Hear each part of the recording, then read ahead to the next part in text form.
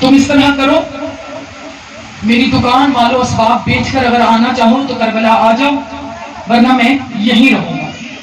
اب زوجہ نیک تھی،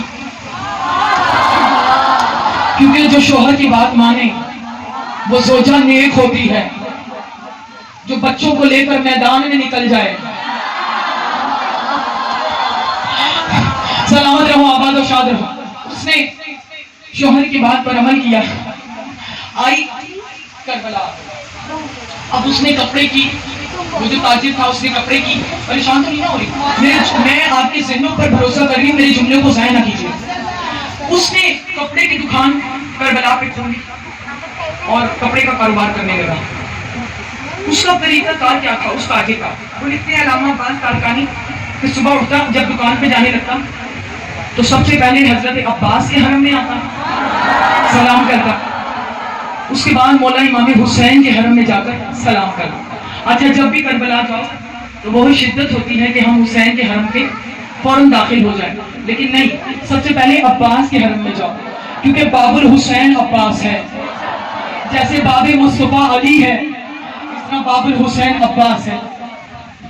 اس کے بعد امام حسین علیہ السلام کے حرم میں جاتا، پھر جب واپسی پہ گھر جاتا تو امام حسین کے حرم میں پہلے جاتا، مولا عباس کے حرم میں بعد میں جا کر واپس چلا۔ اور تیرے مولا نے بھی فرمایا کہ اگر کسی کی اصلیت دیکھنی ہو،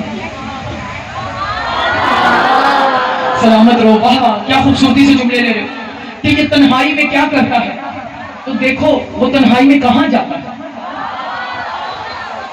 یوں اس کی روٹین تھی، ایک دن جا رہا تھا، صبح اٹھا دکان کھولنے کے لیے جا رہا تھا، وہی روٹین، پہلے مولا عباس کے حرم کو بیٹھا، پہلے مولا عباس کے حرم کو سلام، پھر امام حسین کے حرم کو۔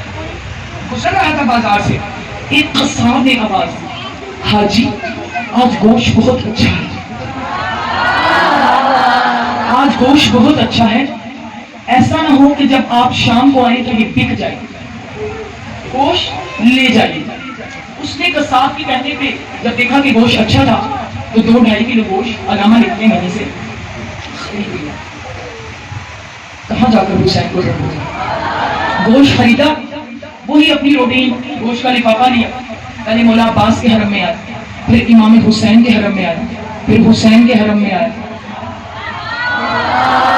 واپس کپڑے کی دکان پر گیا، اپنے نوکر سے کہا کہ جا میری زوجہ سے کہہ، جیو جو میں نے بات پہلے لے لی ہے، جا زوجہ سے کہہ کہ اس کا سالن بنا کر بھیجو۔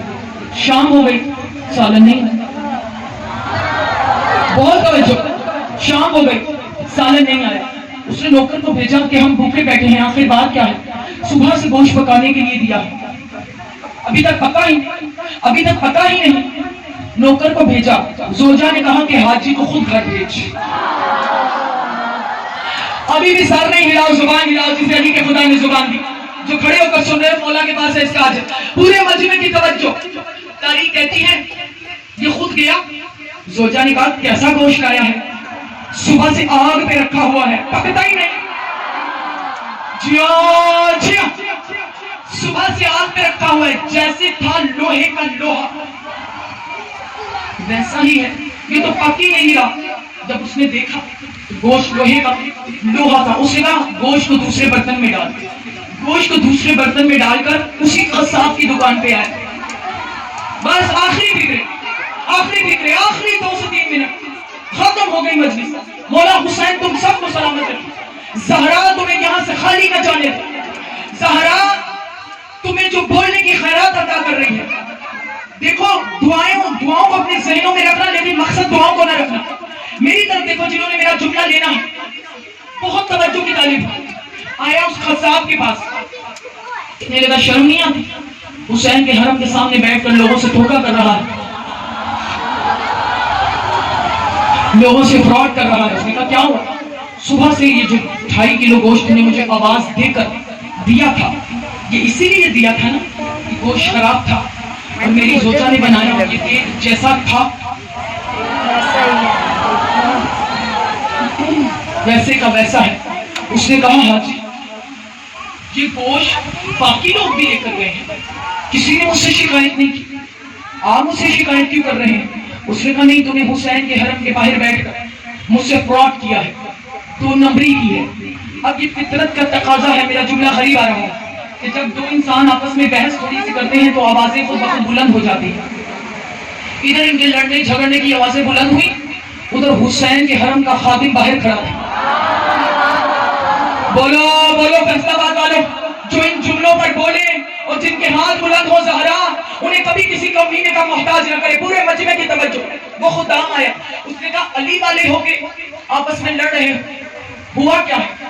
اس نے کہا بھئی بات یہ ہے کہ میں تو اپنی عادت کے مطابق دکان کھولنے کے لیے جب جاتا ہوں تو میں تو جا رہا تھا, بازار سے گزر رہا تھا, اس نے مجھے پیچھے سے آواز دی کہ گوشت اچھا ہے اور گوشت لے جاؤ. میں نے 2.5 کلو گوشت اس کی آواز پہ لیا اور سارا مدعا بیان کیا. جاگ رہے ہو نا, سارا مدعا بیان کیا کہ گوشت باقی نہیں رہا. اس نے کہا اچھا تو گوشت لے کر گیا کہاں تھا؟ ختم ہو گئی میری بات. فیصلہ آباد والوں, تو گوشت لے کر گیا کہاں تھا؟ جن کا عقیدہ ہے کہ 14 شفاعت کریں گے, جس نے دنیا میں علی سے کچھ نہیں مانگا اس نے آخرت میں بھی نہیں مانگنا, جو دنیا میں الگ سے جا کر شفائی لیتی ہو, جو دنیا میں حسین سے مانگتی ہو, صرف وہی ہاتھ بلند ہو. پورے مجمع اس نے کہا تو گیا کہاں تھا؟ تو میری تو روزانہ کی روٹین ہے کہ میں پہلے مولا عباس کے حرم میں جاتا ہوں, پھر وہی لفافہ لے کر میں حسین کے حرم میں گیا, پھر میں واپس آیا, میں نے نوکر کو دیا, کہا حسین کے حرم میں گیا تھا. یا علی حسین کے حرم میں, جیو جیو جیو, حسین کے حرم میں گیا تھا. ہاں حسین کے حرم میں گیا تھا. کہا حاجی گوشت ٹھیک ہے لیکن پکے گا نہیں.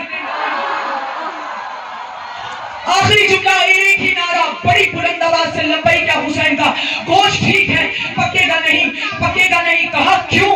کہا اس لیے کہ جو حلال گوشت حسین کے حرم سے باہر آ جائے اس پہ آگ اثر نہیں کرتی, اس پہ آگ اثر نہیں کرتی. ہاں میرے یہیں پہ رہے, بکرے کا گوشت حسین کے حرم سے واپس آ جائے اس پہ آگ اثر نہیں کرتی. جس دل میں حسین رہتا ہو اسے جہنم کیا. جیو جیو یا حسین, لبیک یا حسین, لبیک یا حسین, بلند بلند بلند بلند, زندہ باد زندہ باد زندہ باد زندہ باد. زندہ باد. آسٹریلیا میں گئی تو میرے لیے ذرا بیٹا پرفیوم لے آنا, حالانکہ ملتے یہاں سے بھی ہیں. تو جو جہاں کہیں بھی جاتا ہے, تمہاری بات میں بات دے رہی ہوں, مجھے ویسے بھی داد چاہیے, جو کہیں بھی جاتا ہے اس شہر کی جو سوغات مشہور ہوتی ہے کہتے ہیں کہ میرے لیے وہی سوغات لے آنا. کہاں کھڑا ہے حسین